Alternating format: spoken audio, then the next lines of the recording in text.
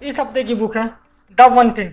ये बुक आपको बताता है कि हमारे लाइफ में बहुत सारे ऑप्शन होते हैं। अगर कोई करियर चुनना है या कोई भी लाइफ में डिसीजन लेना हो तो हमारे पास ढेर सारे ऑप्शन होते हैं, लेकिन सफल वही इंसान होते हैं जो केवल एक चीज को सेलेक्ट करके उस पर फोकस करते हैं। आपको सारे और ऑप्शन बंद कर देने चाहिए और सिर्फ वन थिंग पे फोकस करना चाहिए। सिर्फ एक ही वही चीज आपको ढूंढनी चाहिए जिसमें आप अच्छे हो या जिसमें आपका पैशन हो या जिसमें आप फोकस करके काम कर सकें।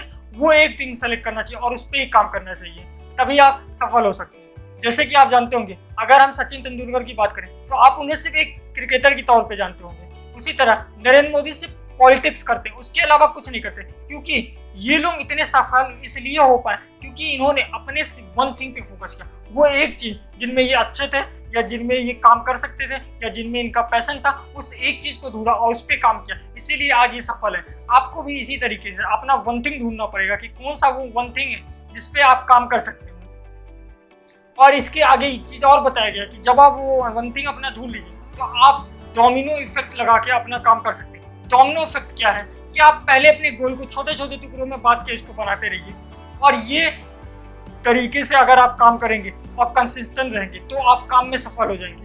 डोमिनो जिस तरीके का होता है कि अगर वो फर्स्ट डोमिनो जो एकदम छोटा सा होता है, अगर आप उसे गिराते हैं तो धीरे धीरे करके वो बड़ा वाला डोमिनो जो एकदम लास्ट वाला आपका गोल होता है वो भी आप कंप्लीट कर सकते हैं। इसे एक एग्जांपल से समझते हैं। अगर आपको एक साल में पूरे 52 बुक्स पढ़ने हैं तो अगर आप एक साथ सोचेंगे तो कितना बड़ा गोल लगेगा। वहीं अगर आप इसे गोल को छोटे छोटे पार्ट में डिवाइड कर देंगे कि हर हफ्ते मुझे एक बुक कंप्लीट करना है, तो ये आसानी से कर सकते हैं। उसके बाद हर दिन आप सोचिए कि आपको कुछ पेजेस पढ़ने, तो हर दिन अगर आप कुछ पेजेस से पढ़ने की कोशिश करेंगे तो वो 52 बुक्स का गोल आपका आराम से कंप्लीट हो जाएगा। यहीं पर ये कहता है डोमिनो इफेक्ट कि आप अपने गोल को छोटे छोटे पार्ट में तोड़ दीजिए और उसके बाद एक एक स्टेप को बस एक टाइम पे एक स्टेप को ही कंप्लीट कीजिए।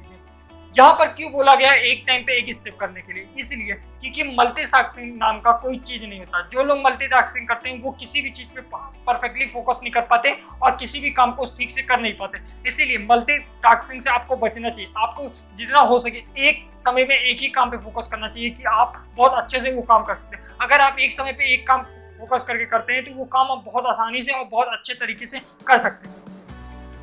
इसके अलावा इस बुक में और एक चीज बताई गई है कि जैसे ही आपको पता चल गया आपका वन थिंग क्या है, उसमें आपको ढेर सारे काम करने पड़ेंगे। कि मतलब अगर आपको एक बुक पढ़ना है और उसके बाद अगर आप उसको, जैसे मैं करता हूँ कि पहले मैं बुक पढ़ता हूँ, फिर बुक की समरी लिखता हूँ, फिर उसकी वीडियो रिकॉर्ड करता हूँ, तो अगर मैं सारे कामों को एक जैसे प्रायोरिटी पे रखूंगा तो मैं किसी काम को नहीं कर पाऊंगा। इसीलिए जरूरी है कि आप ढूंढिए कौन सा काम आपके लिए सबसे ज्यादा जरूरी। आप सारे काम जो होते हैं वो सारे काम प्रायोरिटी नहीं होते हैं इक्वल। आपको हमेशा 80-20 प्रिंसिपल का यूज करते हुए आपको ढूंढना चाहिए वो सबसे इंपॉर्टेंट कौन से काम है जो मुझे करने चाहिए, क्योंकि सारे काम इक्वल प्रायोरिटी के नहीं होते हैं। तभी आप प्रोडक्टिव और इफिशियंट बन सकते हैं। जब आप ये ढूंढ लेंगे सबसे इंपॉर्टेंट और सबसे प्रोडक्टिव काम कौन सा है मेरे लिए, उस काम पे आप फोकस करेंगे तभी आप आगे जा पाएंगे। इसीलिए हर काम आपका इक्वल नहीं होता। आपको ढूंढना पड़ेगा कि कौन सा काम सबसे ज्यादा प्रोडक्टिव है, कौन सा काम करके मैं सबसे ज्यादा इफिशियंट हो सकता हूँ, उसी काम पे ज्यादा से ज्यादा फोकस करना चाहिए।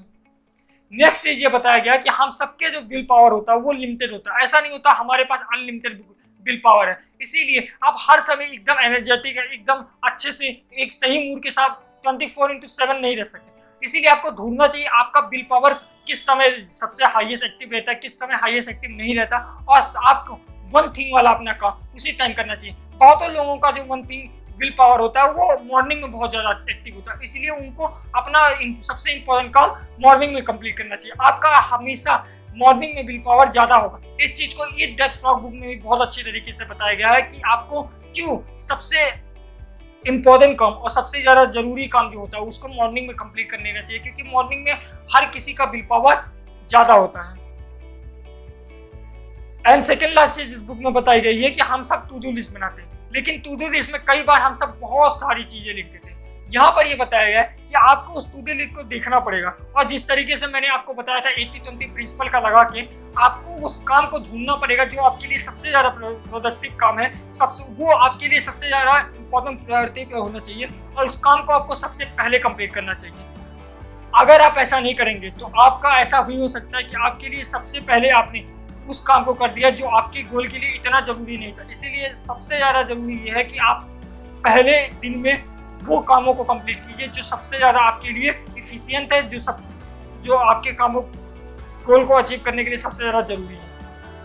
लास्ट चीज इस बुक में जो बताई गई वो ये है इन्वायरमेंट मेथड। हमारे आसपास जैसे लोग होते हैं उस तरीके से हमारा भी बिहेवियर था, हमारे फ्रेंड सर्कल कैसा, हमारा फैमिली मेम्बर के सर्कल कैसा, उस तरह से हमारा बिहेवियर था। अगर हमारे आसपास बहुत ज़्यादा टॉक्सिक लोग रहेंगे तो हम अपना काम अच्छे से नहीं कर पाएंगे। अगर हमारे आसपास ऐसे लोग होंगे जिनका गोल हमारे गोल की तरह होगा और वो भी मेहनत करने के लिए लगे हुए हैं तो आप और ज़्यादा मेहनत करेंगे, क्योंकि आपके पास का इन्वायरमेंट ऐसा। और अगर आपके पास ऐसा इन्वायरमेंट नहीं है तो बुक्स पढ़िए, वहाँ से सीखिए, वेबिनार्स ज्वाइन कीजिए, वहाँ से सीखिए, लोगों के बारे में सीखिए। अगर आपके पास अच्छा इन्वायरमेंट नहीं है, लेकिन हाँ इन्वायरमेंट आपको हमेशा अच्छा रखना चाहिए, क्योंकि आपके इन्वायरमेंट पे भी आपका फर्क पड़ता है। जिस तरीके के लोगों के साथ आप रहेंगे उस तरीके से आप भी हो जाएंगे। इसीलिए जरूरी है कि आप अपने इन्वायरमेंट को, अपने क्लोज सर्कल को बहुत अच्छे तरीके से चुनने की कोशिश कीजिए, क्योंकि आप भी उन्हीं जैसे लोगों की तरह हो जाएंगे। ये कुछ बातें थी एक बहुत ही औसम बुक जिसका नाम है वन थिंग। अगर आपको अभी तक समरी अच्छा लगा तो आप इसे दूसरों के साथ शेयर कर सकते हैं, मुझे इंस्टाग्राम पे फॉलो कर सकते हैं। अब एक बुक का ओवरऑल कंक्लूजन देख लेते हैं। पहली चीज ये बताई गई है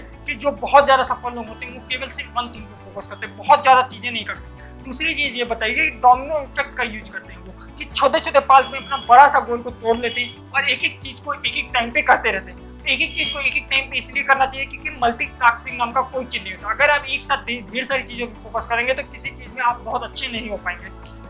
उसके बाद ये बताया गया एवरीथिंग इज इक्वल। ये कॉन्सेप्ट अच्छा नहीं है। आपको ढूंढना पड़ेगा सबसे इंपॉर्टेंट काम आपके लिए क्या है, आपको अपनी कामों को प्रायोरिटी वाइज रखना पड़ेगा और जो सबसे इंपॉर्टेंट काम उसी काम को सबसे पहले कंप्लीट करना चाहिए।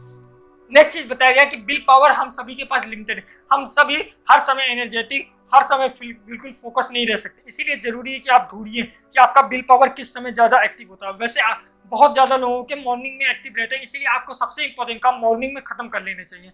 नेक्स्ट चीज ये बताया गया कि हम सबको अपना जो टू डू लिस्ट है जिसमें ढेर सारी चीजें लिखा रहता है उसमें से ढूंढ के उन कामों को सबसे पहले करना चाहिए और अपने टू डू लिस्ट को इतना छोटा बना लेना चाहिए कि सिर्फ आपके पास इंपॉर्टेंट काम हो, बाकी काम ना हो उस टू डू लिस्ट में। लास्ट चीज इस बुक में बताई गई है कि इन्वायरमेंट भी आपका मैटर करता है। आप जिस तरीके के लोगों के आसपास रहेंगे उस तरीके के आप भी बनते हैं। अगर आपका इन्वायरमेंट पॉजिटिव रहेगा तो आप भी पॉजिटिव रहेंगे। अगर आपके इन्वायरमेंट में ढेर सारे नेगेटिव टॉक्सिक लोग हैं तो आप भी उसी तरीके के हो जाएंगे। इसीलिए आप अपना इन्वायरमेंट बहुत अच्छे तरीके से रखिए। ये सारी चीजें मैंने वन थिंग बुक से बताई। अगर वीडियो अच्छा लगा तो आप इसे लाइक कर सकते हैं, इस वीडियो को शेयर कर सकते हैं और मेरे चैनल को सब्सक्राइब कर सकते हैं। मिलेंगे नेक्स्ट वीडियो में, तब तक के लिए गुड बाय।